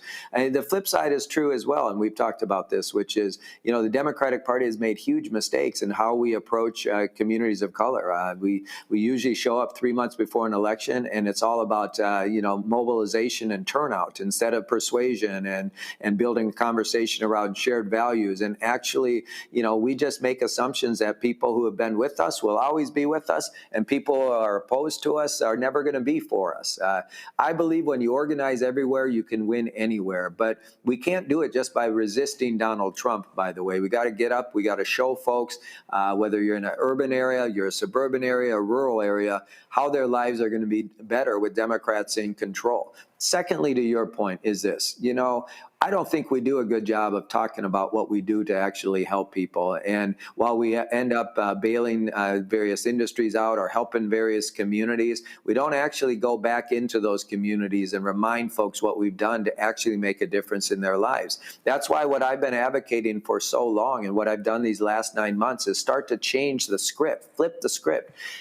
We need to be out there organizing year-round, having conversations with voters that start around their hopes and dreams and eventually around shared values, never talking about elections or candidates, never talking about party, but really starting to build relationships with voters throughout this country again. And that starts right now by having organizers on the ground. The Democratic National Committee, of all the committees here in Washington, D.C., we're the only ones that actually are organizing right now, that are doing direct voter contact, that are engaged in conversations with voters, and frankly, taking advantage of the opportunities that Donald Trump's helping to create with farmers and rural voters, with Latino voters right now, with communities of color that are being targeted by this administration, with people who are being kicked off of their health insurance, people that are being deprived of food assistance, right? These are all opportunities for the Democratic Party if we take advantage of it and start actually having the right conversation.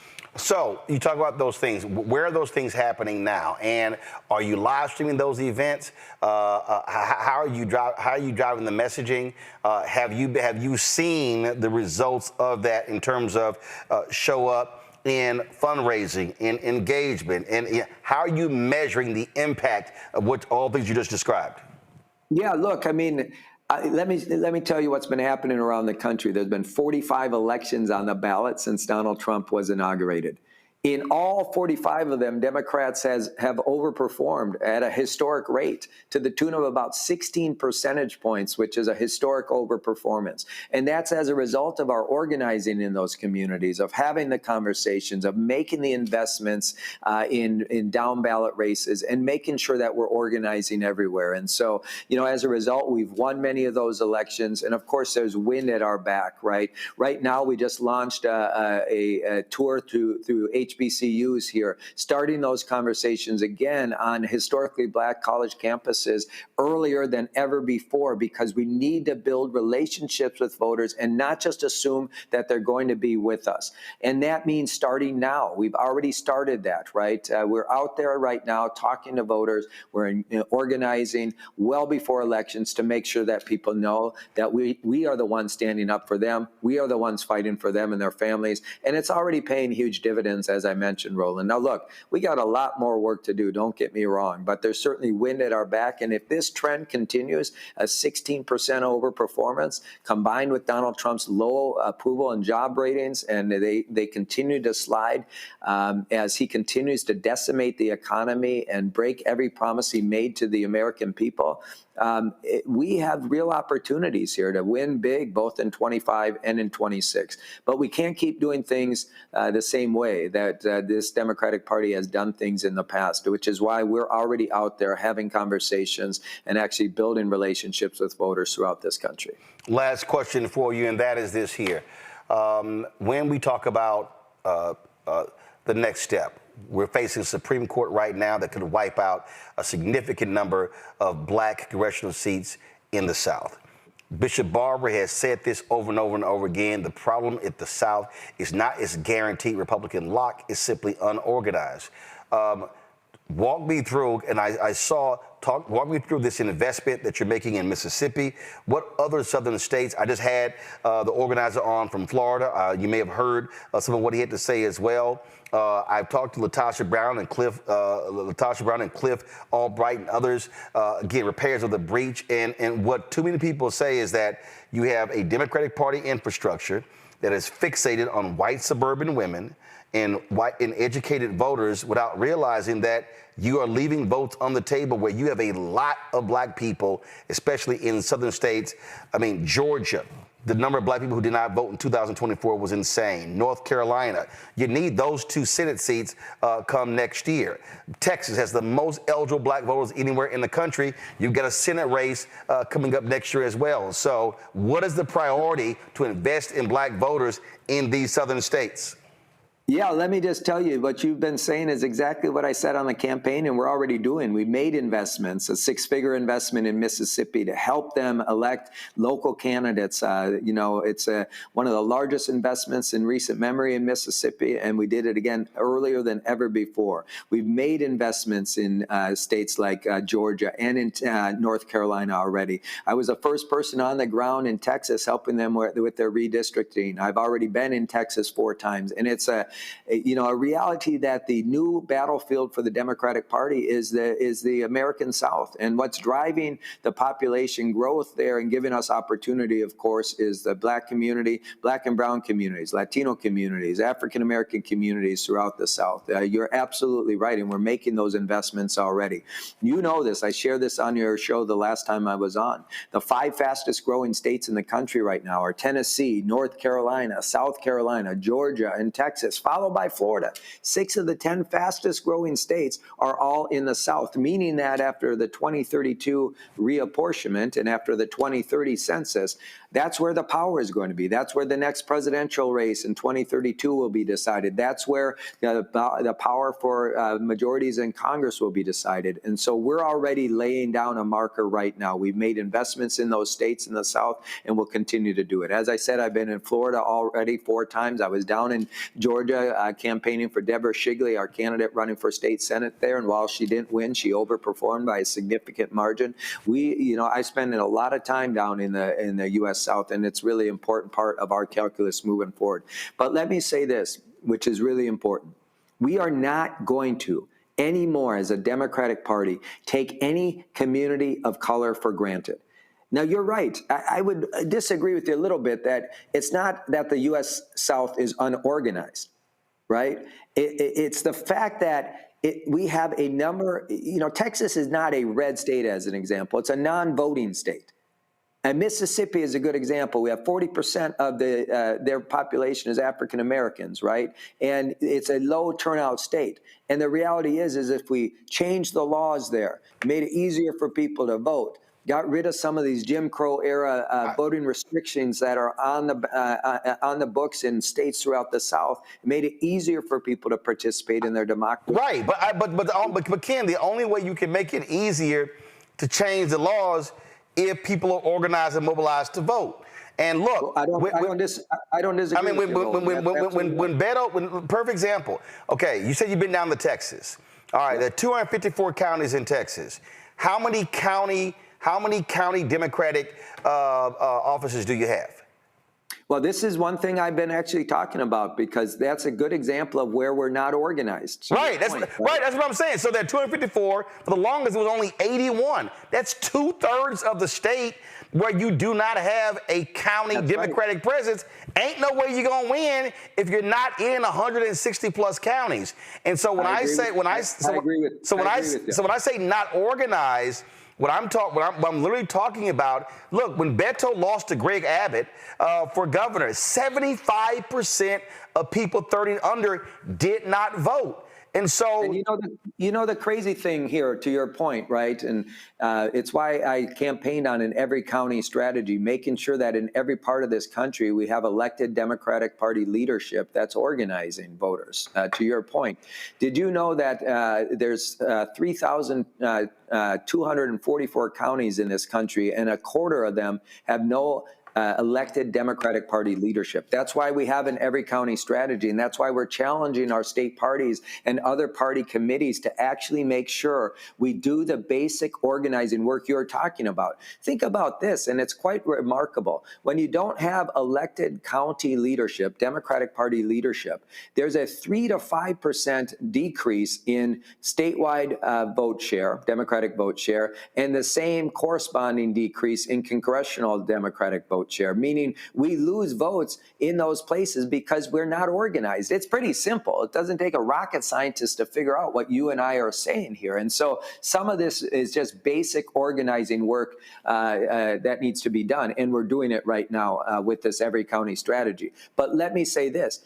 I think the reality is that's one step. And the reason why I challenge you on this a little bit is because we see that there are a number of attempts. I was down with Latasha and others today at the Supreme Court during the Louisiana versus Calais case, because this is a critical ruling that's going to come that's going to completely gut the Voting Rights Act and make it even harder for people to be heard in their democracy. This is what's going on. The Republicans in this country know they're on the wrong side of demographics. They know they're on the wrong side of the issues. And at the end of the day, instead of going out and trying to earn the support of the Black community, going out and trying to earn the support of Latinos, going out and trying to earn the support of Asian voters, what are they trying to do? They're trying to make it harder for communities of color to be heard in their democracy. It's shameful on the 60th anniversary of the Voting Rights Act that this court and the Republicans, under the direction of Donald Trump, are trying to completely gut the Voting Rights Act. You know this better than I do. People literally died for this right to vote. The civil rights movement was about what was passed in 1965 with the Voting Rights Act. All of us should be up in arms about what's happening right now in the Supreme Court. I was proud to be down there today with civil rights organizations, legal rights groups, voting rights groups, people who are nonpartisan, who know that what this court may do is completely wrong. Again, this is what it's about, Roland. When we think about why, a state like Mississippi that has 40% African Americans and African Americans have no power down there, it's deliberate. It's by design. And we have to make sure we're standing up and organizing and making sure that people can vote. Yep. Well, listen, we're there as well. So it's a lot of work to do, and it's going to be darker times after today's oral arguments. I am more than prepared, and I've been calling this for years, definitely all year, for this right-wing Supreme Court to gut the Voting Rights Act, to screw Black political power. And I keep saying to the Black voters, I need 70, 80, 90% turnout, because if we vote our numbers, we can repeal this. We can take over state Supreme Courts. We can win statewide office. We can break these Republican supermajorities in the legislature. But it has to be, again, organized and mobilized efforts. Ken Martin, we appreciate it. Thanks a lot. Thank you, Roland. Quick break. We come back. We're going to talk Afrotech Conference happening in a couple of weeks. We're going to be there on the ground. Right back. Roland Martin Unfiltered on the Black Stud Network. If in this country right now, you have people get up in the morning and the only thing they can think about is how many people they can hurt, and they got the power, that's the time for mourning. For better or worse, what makes America special, it's that legal system that's supposed to protect minorities from the tyranny of the majority.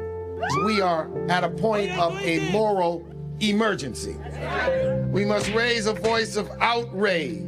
We must raise a voice of compassion. And we must raise a voice of unity.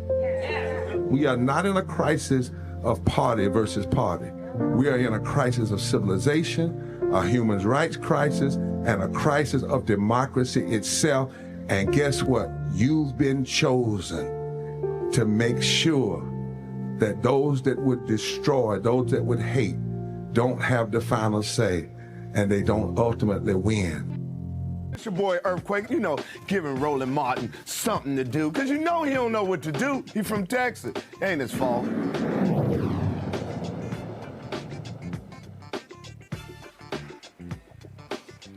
Folks, this year, Afrotech will take place at Houston's George R. Brown Convention Center beginning October 27. Thousands will attend the Building What's Next conference, which will feature prominent figures such as Stacey Abrams, Microsoft's Mustafa Suleyman, and Google's Adrian Lofton, alongside thousands of Black engineers, founders, and creators shaping the future. AI, obviously, going to be a huge, huge issue. Jeff Nelson joins us from Atlanta. Jeff, first of all, for folks who don't know, how long has Afrotech been happening?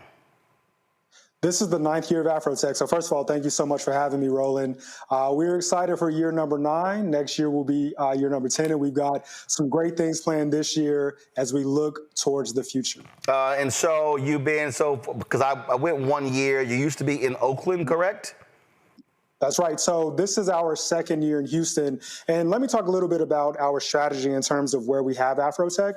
So we started this conference in San Francisco and Oakland because the thing that we heard 10 years ago was that tech companies couldn't find Black talent. And so we said, we'll bring the Black talent to you. So we took it to the heart of Silicon Valley, and that's where we had our first several Afrotechs. After the pandemic, we made the decision to move to Texas. And we had Afrotech in Austin for a couple of years, and then we moved to Houston last year, and we'll be returning this year.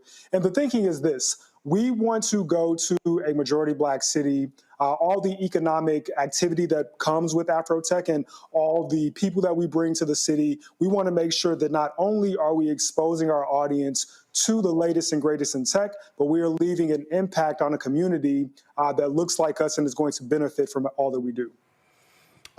So who attends? Who is it for? For the person who's not an engineer, does it make sense for them to attend Afrotech? Absolutely. Afrotech is really the intersection of community and culture, as well as being a tech conference. We welcome anyone who is in tech or anyone who is tech adjacent. There is something at Afrotech for everyone. As a matter of fact, we've got a couple of new things this year that will appeal to people who are not directly in tech.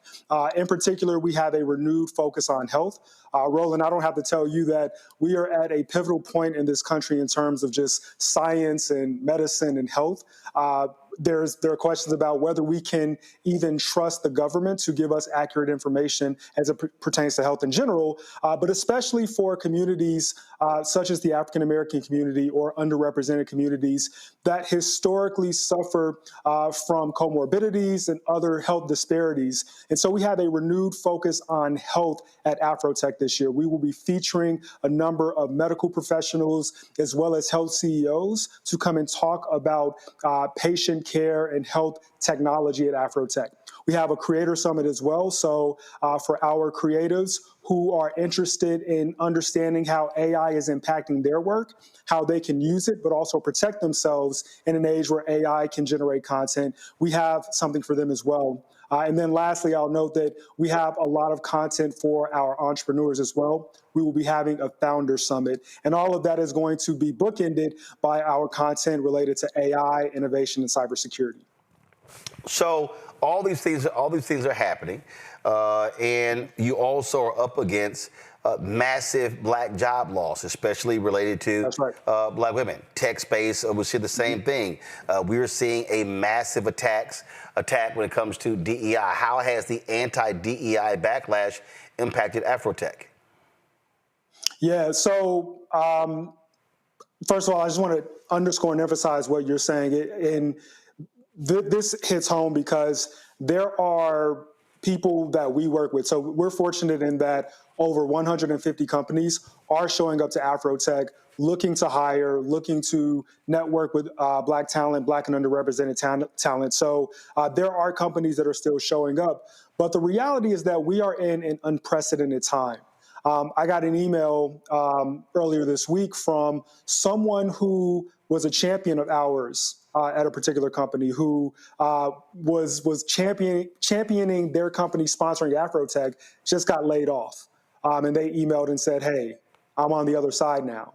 Can you help me get to Afrotech and help me find a job? And so we've done a number of things through our nonprofit, rmblavity.org, where we've given hundreds of tickets to women who have been laid off. We've partnered with a number of organizations to make sure that we can bring access to college students and others who have been laid off. But you're right that we have sort of this dual set of challenges. There are attacks on DE&I, so there's a question of whether companies even think it's necessary to go to conferences like Afrotech. We also have a broader economic climate where companies are laying off. And then I'll also know the third headwind that's against us, AI. I'm in tech, and as much as I love AI, and I think it's great, there are companies who are using AI as an excuse that maybe they don't need to hire talent. Maybe they certainly don't need to go and hire underrepresented talent. So there are headwinds. I am happy to report that this year companies are still showing up, but the future is what we're focused on. And so part of our pivot this year with Afrotech is to make sure that both our sponsors and our partners, as well as our attendees, know that this is a conference and this is an event where you can find a job, but it's also more than that. It's a place where you can hear the latest and greatest on innovation and technology, where companies are going to be talking about new products they're releasing, where we're going to bring other tech adjacent or non-tech disciplines to bear, like health, like creators as well. So we're thinking about the future, both to make sure that our Afrotech is still relevant, but also making sure that we can level up our attendees and prepare for that future as well. Again, the conference officially begins when? It begins the last week of October, October 27th through 31st, October 27th through the 31st at the George R. Brown Convention Center in Houston, Texas. All right, then. Well, we're actually going to be broadcasting from the convention October 29th and October 30th. And so look forward to bringing those stories to our audience right here on the Black Star Network. Thank you so much, Roland. We're looking forward to it. All right, Jeff, thanks a lot. Thank you. All right, folks. Again, it's a whole lot we've been talking about, a whole lot that we've been covering. And, you know, listen, we do our best trying to get folk to understand what is going on, how we are impacted, and that's what we do. And so we're going to keep doing that. This is it for us on today's show. Now, here's the deal. Tomorrow, we're going to be on location tomorrow, live from Virginia State University. We are going to be, of course, critical elections happening in Virginia. Who will control the state house? Who will control the state senate? You've got statewide elections that are happening. We're going to be talking to candidates as well. It is open to the public. We look forward to seeing y'all in the Virginia State University Multi-Purpose Center. Again, we're going to be broadcasting from 6 to 8 p.m. Eastern, 6 to 8 p.m. Eastern at Virginia State. Now, let me walk y'all through some stuff. Doors open at 5 o'clock.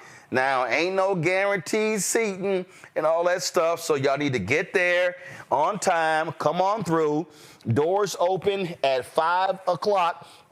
And again, we're going to be talking about politics, talking about the issues that matter, speaking to what is going on. And again, how do we also mobilize and organize? We talk about mobilize and organize all of the time. That's what we're going to be doing. And listen, I've said it repeatedly, when we maximize our power, then we have the ability to be able to impact who is going to get elected. And so that's what we have to do. And so I'm really hoping folks turn out. We want students there as well. And here's the deal. Where we have HBCUs, it's amazing. A lot of students don't realize they can vote in those locations. And so that's also hugely important for us to do. And so I look forward to being back on the campus of Virginia State. 2016, December 2016, I was on campus. I gave the commencement address at Virginia State. And so look forward to going back. And so when I was there, they gave me this jacket right here. So I need to get some new gear. So my frat brother, who's the president, y'all know we're going to be looking to wear. So we'll see what happens, but I'm going to be wearing on the show tomorrow. So look forward to that. And so looking forward to seeing all the folks again at Virginia State tomorrow. Doors open at 5 o'clock. We'll be on campus. Friday, I'll be out Friday. And of course, we have a show. So the guest host, look forward to that. I'm going to be speaking to the Canton, Ohio. I'll be at Kent State, Canton, Ohio, NAACP. So I'll be there as well. So a whole lot going on. Again, we want y'all to support the work we do. First of all, YouTube folks, let me see how many of y'all should be hitting that like button. How many we got? Just 1,000? Come on, y'all. We should be at 1,500 likes. So y'all hurry up, hit that like button. If y'all want to support the work that we do, join our Bring the Fuck fan club. I told you there's a whole lot going on, y'all. We're launching a new daily midday news show. We got a weekly show coming. I am working on a business show, a health show. We're completely redoing blackstarnetwork.com, turning it to a news portal. That stuff is happening as well. We're completely focused on that, and we want y'all support. The goal is to raise $1 million by December 31st. We have already crossed 200,000, so let's keep going. If you want to contribute to us via Cash App, use the Stripe QR code. Stripe QR code, you see it right here. You can also use the Stripe QR code for credit cards as well. PayPal is R Martin Unfiltered. Venmo is RM Unfiltered. Zelle, Roland at RolandSMartin.com. Roland at RolandMartinUnfiltered.com. Checks and money order. Make it payable to Roland Martin Unfiltered. P.O. Box 57196, Washington, D.C. 2003 7-0196. Of course, download the Black Star Network app. Apple phone, Android phone, Apple TV, Android TV, Roku, Amazon Fire TV, Xbox One, Samsung Smart TV. Be sure to get a copy of my book, White Fear, How the Browning of America is Making White Folks Lose Their Minds. Available at bookstores nationwide. Also, if you want to get our Roland Martin Unfiltered Black Star Network swag, go to shopblackstarnetwork.com. We got shirts. We got all kinds of stuff there. Mugs, wall art, you name it, we got it. Also, all these products here, you see to my left, these are all black-owned products right here. We got them on shopblackstarnetwork.com. And so you see these backpacks. We've got some skincare products. We got these chips right here. We've got black crossword puzzles. We got black toilet paper. We got all, yeah, we got, of course, you got the, come on, pull, give me a wide shot, y'all. You got, of course, the smocks right here. We got the smocks, all this stuff.